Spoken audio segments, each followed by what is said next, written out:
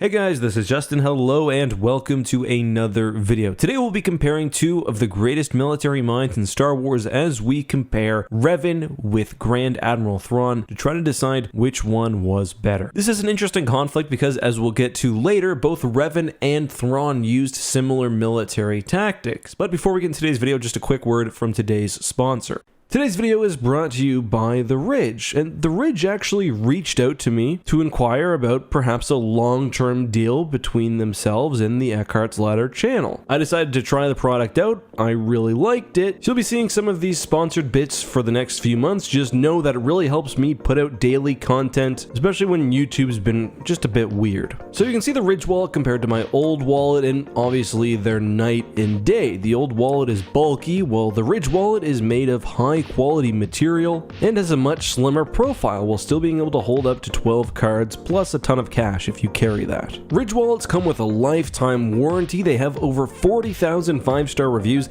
and the Ridge team is so confident that you like it that they'll let you test drive it for 45 days. Right now, if you go to ridge.com/Eckharts and use the code Eckharts at checkout, you'll be able to save 10% off your Ridge wallet order, and the link to that will also be down in the description. So again, massive thank you to the Ridge for helping out and sponsoring the channel. Thank you to you guys for being so loyal and making deals like this possible. With that being said, on with the video. Alright, so the way we'll do this is as follows. I'll give a profile on the two combatants, then I want you guys down in the comments to let me know who you think will win, then finally we'll end the video with my decision, which you can either agree with or disagree with. And the criteria here is going to be who was the better overall military commander, so that will involve everything from tactics to intangibles. Let's start with Revan. Revan, of course, began his life as a Jedi for the Jedi Order about 4,000 years before the Battle of Yavin. He shares some similarities with Thrawn in that his early life was largely defined by an enemy which he had to subvert the rules to fight. Revan's enemy were a violent faction growing in power known as the Mandalorians. The Mandalorians were in war with the Republic and were actually taking territory in the Outer Rim. The Jedi, however, refused to get involved, and this is where we see one of Revan's most notable and remarkable traits, his leadership.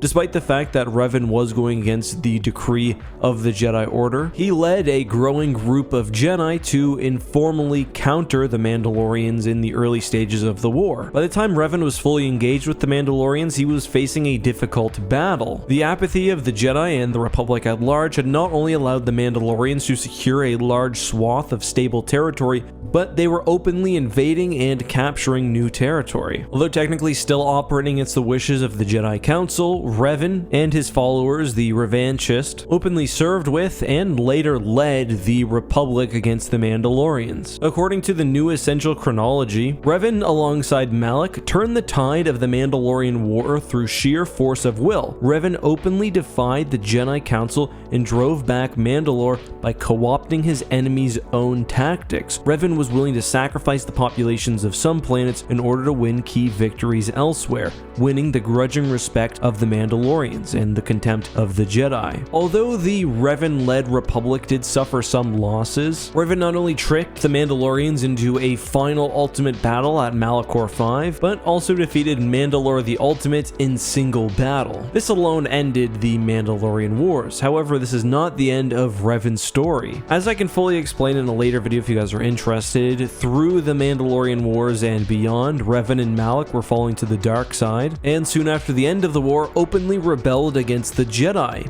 Many of Revan's followers during the Mandalorian War chose to side with Revan, thus beginning the Sith War. Revan was able to lead the re-establishment of the Sith Empire. He discovered the Star Forge, which he used to bolster his military forces, and he also created a new generation of Sith and Dark Jedi through training centers on the planet Korriban. By this point, Revan also wasn't quite himself, again, as I can discuss in a later video, but we see Revan's military, combat, and leadership prowess throughout the events of Knights of the Old Republic. Revan, who had been returned to the light side through some trickery of the Jedi Order, would survive KOTOR and other emergencies. Most of those, I think, speak to his combat prowess, although we can see that even at the end of his life and beyond, his immense leadership skills, charisma, and vision continued to inspire his supporters. In 3637 BBY, Revan would actually return to life after his apparent death, but honestly I think that plotline is mostly stupid, so I'm going to ignore it. Alright, so going against Revan we have of course Grand Admiral Thrawn. Thrawn here I will admit is at some pretty serious disadvantages. First of all, when it comes to actual fighting or battle skill, Thrawn can't hold a candle to Revan.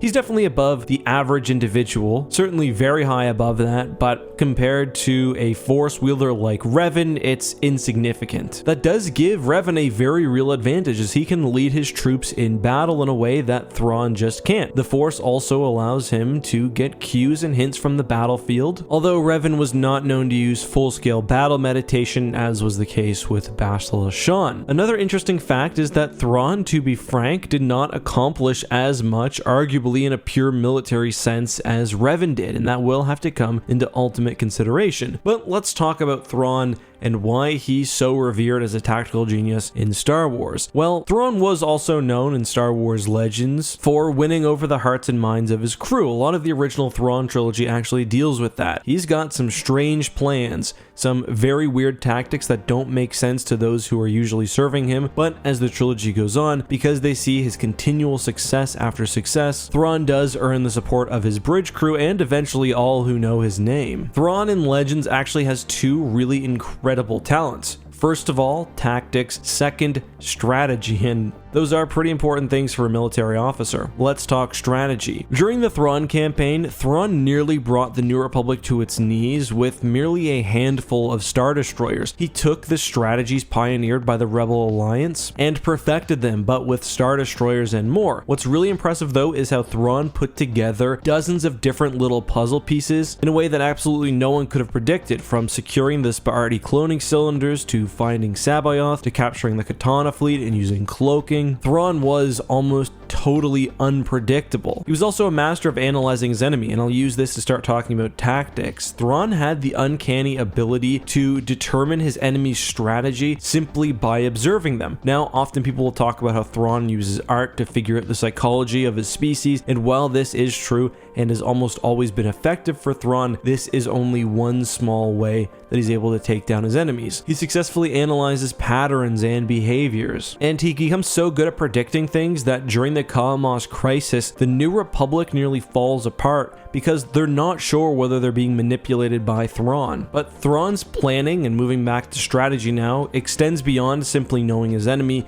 He also plans far into the future. It's revealed in the Thrawn duology that not only has the Chiss been waging war against the New Republic, he's also set up a secret redoubt in the unknown regions known as the Empire of the Hand. By the time it's discovered, the Empire of the Hand has far more territory than the Imperial Remnant. It used hybrid Chiss and Imperial technology and was very, very impressive. Still, at the end of the day, it's hard to ignore the fact that although Thrawn had all of this going for him, he never successfully won a major war. He certainly won campaigns in his early days of serving the Empire. He successfully built the Empire of the Hand, but to be frank, he failed against the New Republic because of several blind spots, one being the culture of the Noghri people, the other being the impact that Jedi and the Force could have on his plans. Realistically, Thrawn only seriously lost two key battles during that war, although he was brought to stalemates on other occasions by the New Republic's best commanders, including Garmbel Iblis, but the battles he lost were Bilbringi and Sluis Van, the former of which would essentially doom the Empire. Alright, so that's the profile of our two players here. Who do you guys think wins? Let me know down in the comments before I give my opinion. You got a few seconds. Alright, I think Thrawn has this one, and I don't think that's going to be surprising to many, but it's actually a lot closer than it appears. It's interesting because Revan actually does a lot of things that Thrawn is known for doing even better. Revan is arguably the greatest leader in Star Wars history. He not only brought on troops who willingly broke their oaths to serve under him once, but twice, including drastically as he transformed into the Sith Empire. Revan also achieved more practical success, pushing back the Mandalorians and having a significant effect on galactic events to come. The problem is we've just seen Thrawn pull out of impossible situations too many times. Thrawn's tactical genius cannot be overstated,